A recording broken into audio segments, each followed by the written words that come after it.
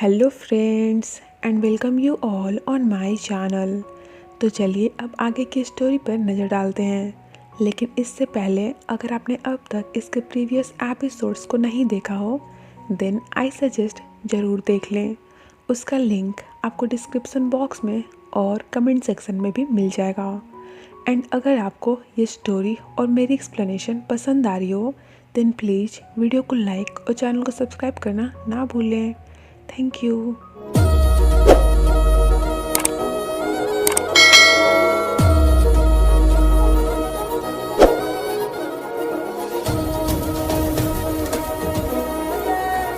Mrs वादी पैसे की प्रॉब्लम की वजह से सही से उनका इंटरेस्ट तक नहीं दे पा रही थी और ये लोग उनकी अब तक की मेहनत लाबेल इंस्टीट्यूशन को हड़पने के लिए अपना ट्रिक भी तो लगा रहे थे।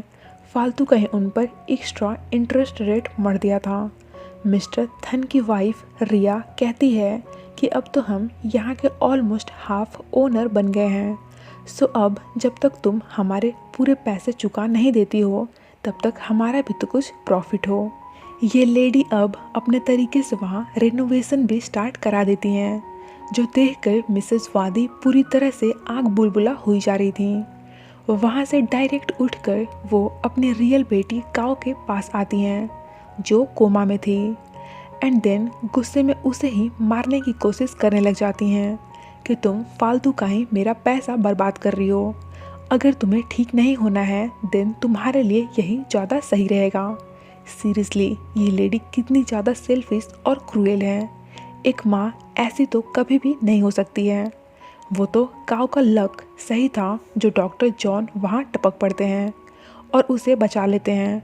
डॉक्टर समझ चुके थे कि उन्हें पैसों की तंगी है, सो कहते हैं कि आपको मुझे पैसे पे करने की कोई ज़रूरत नहीं है। ऐसा समझ लेना जैसे मैं मेडिसिन्स पर रिसर्च कर रहा हूँ, तो अब आप पैसों को लेकर मेरे साइड से बिल्कुल टेंशन फ्री हो सकती हो। डॉक्टर जॉन हमेशा की तरह ही काऊ का ट्रीटमेंट स्टार्ट रखते हैं। तभी वो देखते हैं कि काऊ के फिंगर्स वो मूव कर रहे थे, मतलब कि उनकी मेडिसिन्स सच में असर दिखा रही थी। काऊ अपनी आइज़ तक ओपन करती है। हालांकि वो बस थोड़ी देर के लिए ही था, पर एक डॉक्टर के लिए इससे बड़ी खुशी की बात क्या हो सकती है कि उसकी पेशेंट रिकवर कर रही है। सो डॉक्टर जॉन भी बहुत खुश थे। आगे दिन क्वान के क्लिनिक आता है। देन उससे कहता है कि काऊ के बहुत सारे हैबिट्स बिल्कुल नादा के जैसी हैं और उस दिन डॉक्टर ने भी हमारी हाफ डाउट क्लियर कर दी थी। अब बाकी के हाफ डाउट को हम काऊ के एक्टिविटी को नोटिस कर कंफर्म कर सकते हैं। देन कहता है कि हम कोई ट्रिप प्लान करते हैं, कहीं घूमने चलते हैं, वहाँ शायद कुछ हेल्प हो जाए। देन क्वान अपने डैड से कहती है कि मैं काऊ के साथ वीकेंड पर अपना जू घूमने जाने का प्लान कर रही हूँ, वही जू जहाँ रियल काऊ रखी गई है। तो क्वान डैड से पूछती है कि क्या आप हमारे साथ वहाँ पर चलोगे। डॉक्टर कोसन उसे मना कर देते हैं कि मैं तुम बच्चों के बीच क्या करूँगा, तुम लोग जाओ घुमाओ। लेकिन जब मिसेस वादी को इस बारे में पता लगता है तो वो बहुत ही ज़्यादा टेंशन में दिखती हैं। इन्हें डर था कि कहीं वे लोग रियल काऊ को वहाँ पर देख ना लें।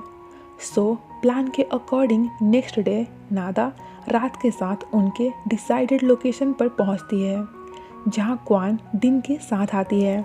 रात के पूछने पर कि ये लड़का यहाँ क्या कर रहा है, दिन उसे रिप्लाई देता हुआ कहता है कि क्वान की गाड़ी बीच रास्ते में ही बंद पड़ गई थी, सो मैं इसे यहाँ तक ड्रॉप करने के लिए आ गया एंड अब जब यहाँ तक आ ही गया हूँ तो थोड़ा फ़न भी कर ही लेता हूँ। पर रात का ओवर पॉजिटिवनेस वो तो उसे कुछ ज़्यादा ही इनसिक्योर फील करा रहा था, क्योंकि इसे नादा की रियलिटी जो पता लग गई है और ये भी कि दिन नादा को लेकर क्या फीलिंग्स रखता है, तो इसका इतना जेलस होना तो बनता है।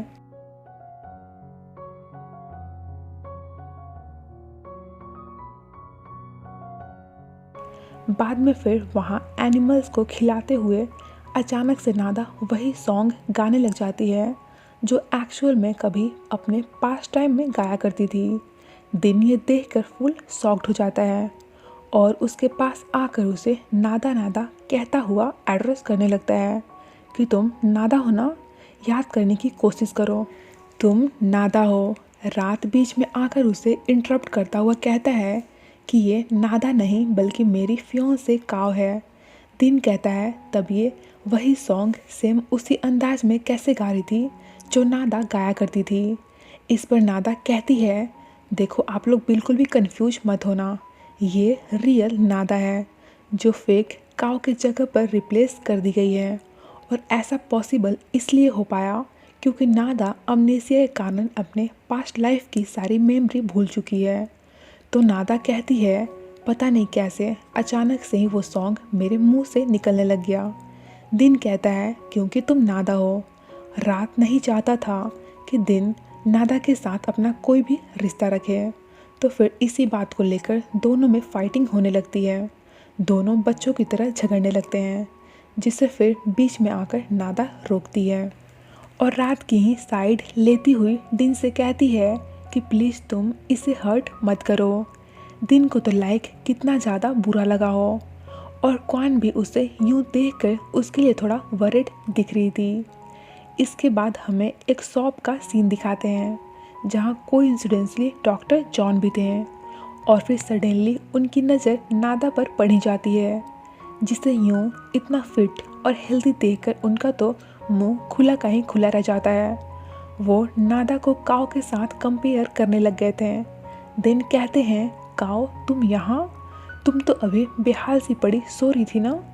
रात कहता है ये मेरी गर्लफ्रेंड है और उसे वहाँ से लेकर जाने लगता है।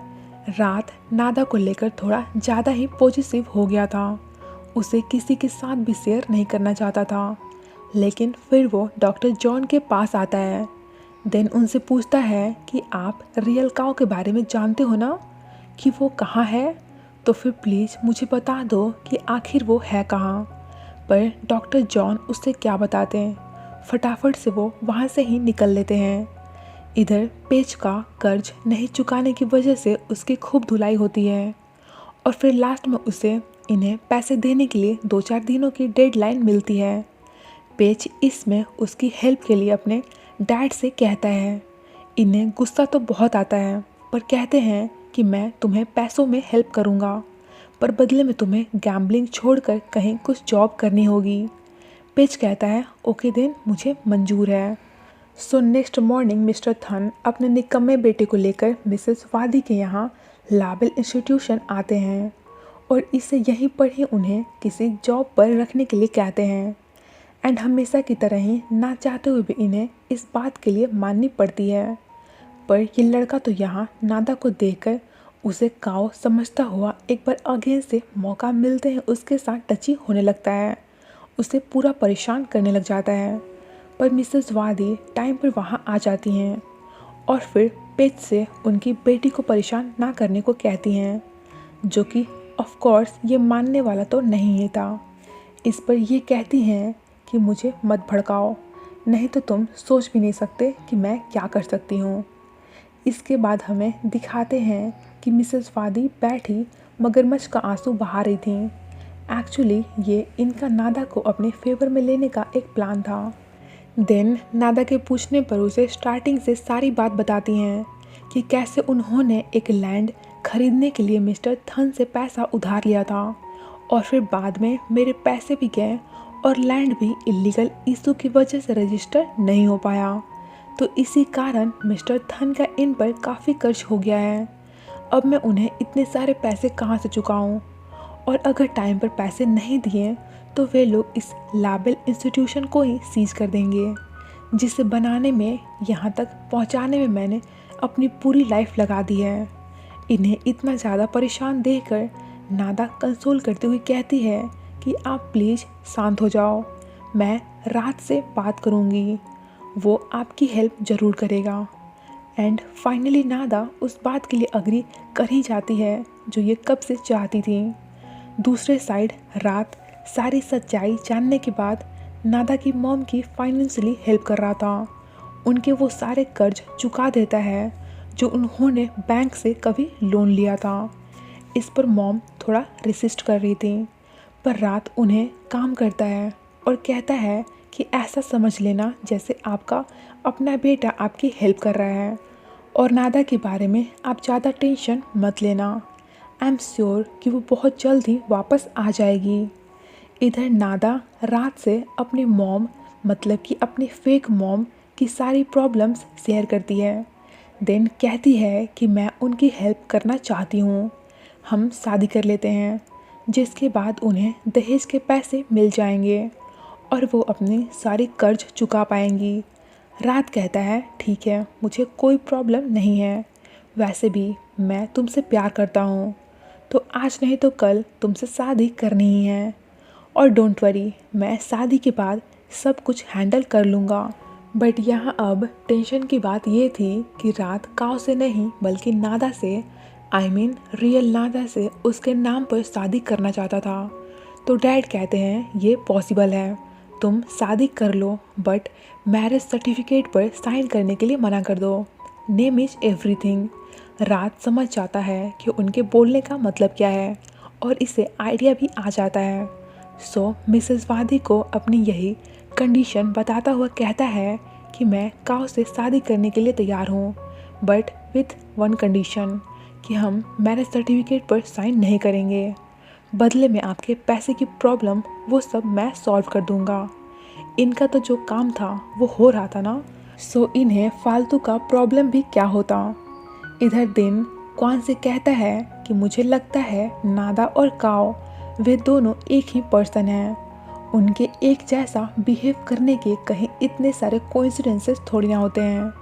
मैंने ऑलरेडी प्लास्टिक सर्जन डॉक्टर से बात कर ली है।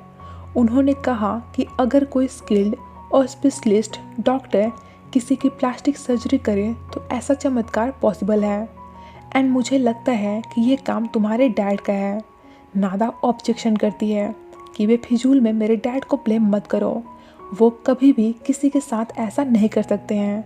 दिन कहता है इन दैट केस तुम खुद एविडेंस कलेक्ट करो और मुझे प्रूफ करो कि मैं गलत हूँ और तुम सही। क्वान कहती है ओके दिन, मुझे मंजूर है, मैं साबित कर ही दूंगी कि मेरे डैड की इन सब चीज़ों में कोई इन्वॉल्वमेंट नहीं है। तो अब नेक्स्ट एपिसोड में देखते हैं कि आगे और इस स्टोरी में क्या मोड़ आने वाला है। आगे की स्टोरी और भी ज़्यादा इंटरेस्टिंग होने वाली है, क्योंकि हमारी जो रियल काव है वो भी बहुत जल्दी कॉन्शियस हो जाएगी। तो फिर इन दोनों की फाइटिंग देखने में बहुत ही ज़्यादा इंटरेस्टिंग होने वाली है। तो फिर जल्दी मिलते हैं आपसे इसके नेक्स्ट पार्ट के साथ। Till then be happy, healthy and safe. Thank you so much for watching my explanation. Take care. Bye.